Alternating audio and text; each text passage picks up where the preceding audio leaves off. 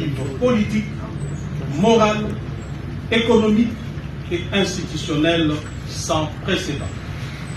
Sur le plan politique, nous assistons à la destruction méthodique des acquis démocratiques.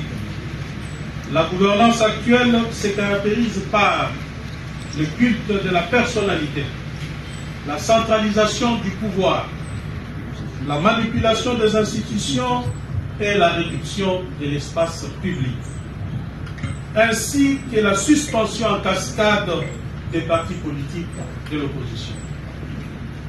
Les opposants sont traqués, emprisonnés ou envoyés en exil, les voix dissidentes sont étouffées et la justice transformée en instrument de répression et de règlement de comptes. Mon propre cas n'est qu'une illustration parfaite.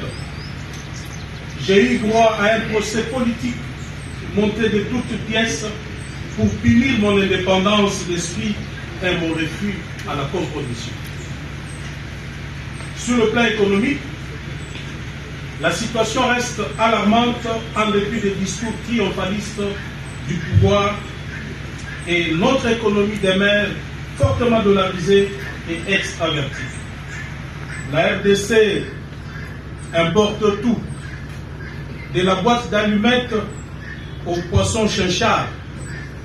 La monnaie nationale est devenue un instrument de propagande politique en lieu et place d'être le reflet de notre souveraineté et le fondement de notre économie. Nous voyons le pouvoir faire de notre monnaie un instrument de spéculation, détruisant le pouvoir d'achat de la population déjà appauvrie, qui voit d'ailleurs à travers cet acte son panier de la ménagère s'évider du jour au jour. Nous considérons cela comme une véritable escroquerie à ciel ouvert. Les prix des denrées de base flambent, pendant que les dirigeants s'enrichissent de manière illicite et honteuse. Les investissements productifs sont absents, les infrastructures sont délabrées et les quelques réalisations observées cachent un vaste réseau criminel de surfacturation et de détournement de deniers publics. La corruption est devenue la norme au sommet de l'État. Sur le plan social, notre peuple est abandonné. Les fonctionnaires vivent sans espoir, en attendant avec incertitude et dans la plupart des cas jusqu'au 39e jour du mois pour être payés. Les enseignants et les médecins sont clochardisés. La jeunesse est abandonnée, livrée au chômage et à la délinquance. La famine bat le record dans tout le pays avec une exacerbation dans les provinces de l'Est et du Kasaï. L'État ne protège plus, il opprime. La promesse du changement, tant chantée pendant 37 ans de lutte, s'est muée en un cauchemar collectif. La RDC n'est plus gouvernée.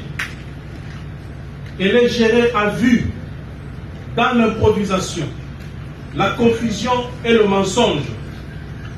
C'est ce constat amer qui justifie plus que jamais la nécessité d'une alternative politique crédible, fondée sur la vérité, la justice sociale et la restauration de la dignité nationale. Mesdames et messieurs, les drames le plus insoutenable demeure celui que vivent nos frères et sœurs dans l'Est de la République qui, depuis plus de 2 décennies, payent le prix du silence. Cette partie de notre pays est une blessure nationale. Des vies y sont fauchées et des familles déchirées. Nos morts ne sont pas des statistiques, ce sont des mères, pères, 2 enfants, 2 jeunes, des soldats, des citoyens, bref, des Congolais. Aujourd'hui, la rébellion AFC M23, appuyée militairement par le Rwanda, continue d'occuper des portions entières du territoire national. Des centaines de milliers de Congolais sont déplacés, vivant dans des camps de déplacés dans leur propre pays, dans des conditions inhumaines, sans assistance humanitaire. Les ADF Nalu ont été tout simplement éloignés de la frontière ougandaise par l'opération conjointe FARDC-UPDF. Et à ce jour, ils continuent d'égorger les populations congolaises. La province de l'Ituri est aussi en proie à l'insécurité. Plusieurs vies humaines y sont fauchées tous les jours par les groupes armés.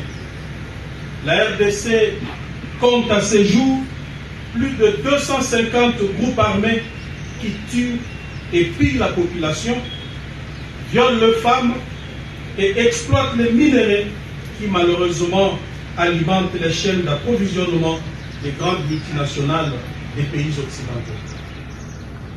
À cela s'ajoute les phénomènes Mobondo dans le Grand Bandundu et la périphérie de Kinshasa. Ces bandits opérant avec les armes de chasse tuent et extorquent la population jusque dans la ville de Kinshasa. Toute la question est de savoir comment notre armée, qui fait montre d'incapacité à mettre fin à l'activisme de ces bandits munis d'armes blanches et armes de chasse, pourra-t-elle en venir à bout à des groupes armés structurés et organisés, pour certains bénéficiant du soutien des pays voisins. Tout ceci laisse entrevoir des signes d'une insécurité généralisée et d'un État défaillant au bord de l'implosion. Le pays est en train de se fragmenter, se dirigeant tout droit vers sa balkanisation, pendant que ceux qui ont juré de le protéger s'adonnent à la politique du déni et de la diversion. Personnellement, je ne suis pas surpris de la situation dans laquelle se trouve notre pays, car j'avais tiré la sonnette d'alarme en 2022, il vous souviendra. Toutefois, cher chevalier de plume, je dois avouer que je suis moi-même dépassé par la trajectoire que prend notre pays actuellement. Mesdames et messieurs, la situation actuelle de notre pays prouve sans ambages que la RDC traverse une tragédie sécuritaire et humanitaire la plus atroce du XXIe siècle. C'est pourquoi nous dénonçons avec force l'incapacité du pouvoir en place à restaurer la paix sur l'ensemble du territoire national et dans les trois provinces du Nord Kivu, du Sud Kivu et de l'Ituri. Pour ne pas ajouter aussi Kinshasa et le Grand Bandundu. Ce que nos compatriotes dans l'Est vivent est inacceptable et mérite non seulement l'attention du reste de la RDC, mais aussi des actions concrètes pour que ces derniers retrouvent la paix et vivent en sécurité sur la terre de leurs ancêtres. On ne met pas fin à une guerre en se contentant de condamner. On ne restaure pas la paix en multipliant des voyages et les promesses sur des podiums. C'est pourquoi, face à l'option militaire, mal pensée et mal exécutée, et à une diplomatie de façade mise en place par le pouvoir actuel, nous proposons le dialogue inclusif comme solution à la crise sécuritaire et humanitaire qui secoue notre pays.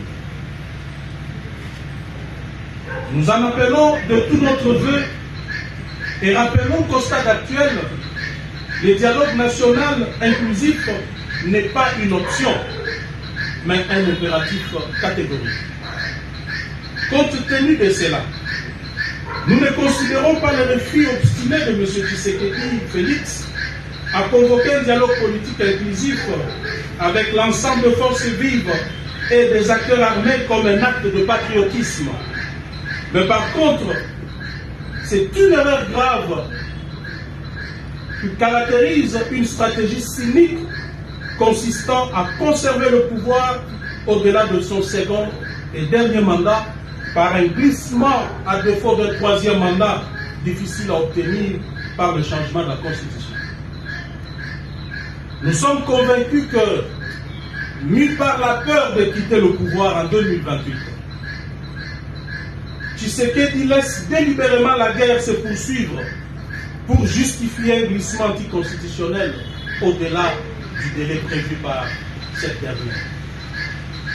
Malheureusement, ces calculs politiques machiavéliques sont mis en place sans la moindre compassion pour nos compatriotes dans l'Est et au mépris total des vies humaines qui tombent chaque jour qui passe.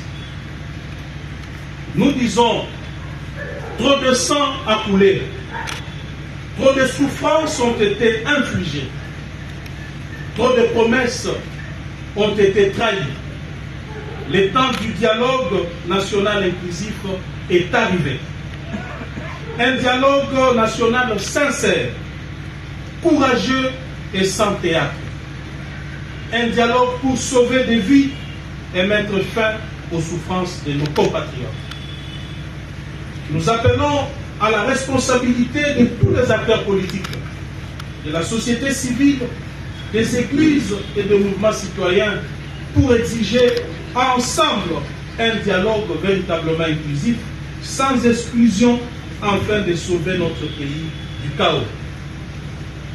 Le moment est donc venu pour chaque Congolais d'assumer ses responsabilités et de jouer pleinement son rôle devant l'histoire. C'est ainsi que nous demandons à M. Tshisekedi Félix de convoquer sans tergiverser le dialogue, car chaque jour qui passe devient un supplice pour nos compatriotes dans l'Est. Si cela n'est pas fait dans un bref délai, nous allons lancer dans les semaines à venir une série d'actions pacifiques jusqu'à la convocation du dialogue avant qu'il ne soit trop tard. C'est pourquoi nous demandons aux Quinoises et Quinois de se mobiliser et de répondre massivement à la marche pacifique que nous projetons pour le lundi 15 décembre 2025. Nous appelons les Congolaises et Congolais à la prise de conscience pour sauver nos compatriotes dans l'Est, car nous ne pouvons pas rester insensibles à leurs souffrances face à un pouvoir incapable de mettre militairement un terme à cette crise et en même temps refuse de dialoguer. Dans ces conditions, ce refus de convoquer un dialogue traduit tout simplement l'abandon de nos compatriotes dans la partie est de notre pays. Et nous pouvons aller plus loin pour considérer ça comme de la haute trahison vis-à-vis de la nation congolaise. Cela, comme nous l'avons évoqué si haut, relève d'un cynisme éhonté, car le pouvoir entretient cette situation de partition des faits, comme vous le constatez, chers journalistes. Notre pays connaît une situation de partition des faits pour justifier la non-organisation des élections générales prévues constitutionnellement en 2020. Je demande enfin aux Congolais de ne pas considérer cet appel comme une posture politique, mais un appel patriotique venant du fond de mon cœur, car ce que nos compatriotes endurent en ces moments est cruel et insupportable. En ce qui nous concerne, nous continuerons à nous battre pour la démocratie, l'avènement d'un état de droit, la justice, la paix, la dignité, le bien-être partagé et la souveraineté de notre nation. Merci beaucoup pour votre attention.